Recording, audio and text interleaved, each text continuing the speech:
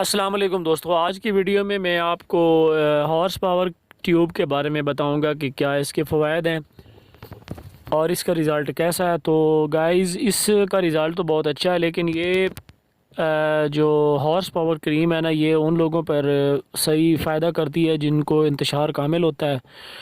अगर आपका इंतशार कामिल नहीं है, आपको होशियारी ठीक से नहीं आती, तो फिर आपको इसका कोई फ़ायदा नहीं होगा।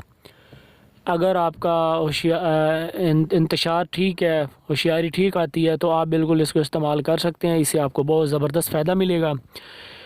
ये ख़ास तौर पर जो गर्म मिजाज लोग होते हैं, जो इंटरकोर्स करते ही डिस्चार्ज हो जाते हैं, उनके लिए बहुत अच्छी चीज़ है।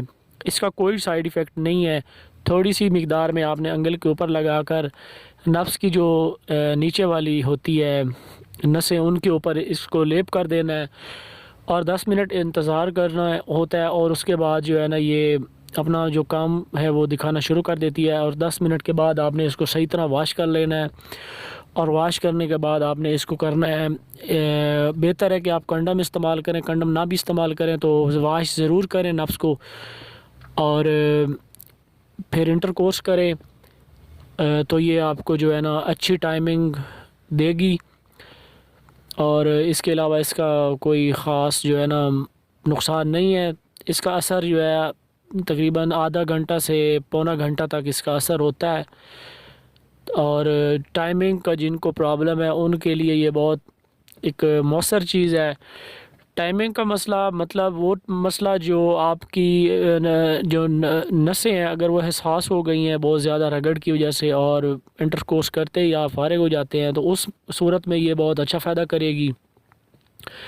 आप इसको पंसारी की दुकान से लेकर इस्तेमाल कर सकते हैं। इसको बहुत ज़्यादा इस्तेमाल नहीं करना।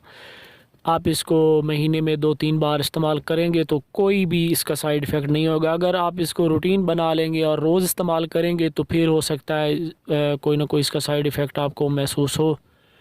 तो जिन लोगों को एलर्जी का मसला है वो पहले थोड़ी सी इस्तेमाल करके देख लें। अगर कोई रिएक्शन नहीं करती तो आप फिर मुकम्मल इसको इस्तेमाल कर सकते हैं।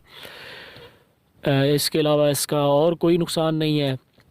वीडियो देखने का बहुत बहुत शुक्रिया। मेरे चैनल को सब्सक्राइब कीजिएगा। अल्लाह हाफ़िज़।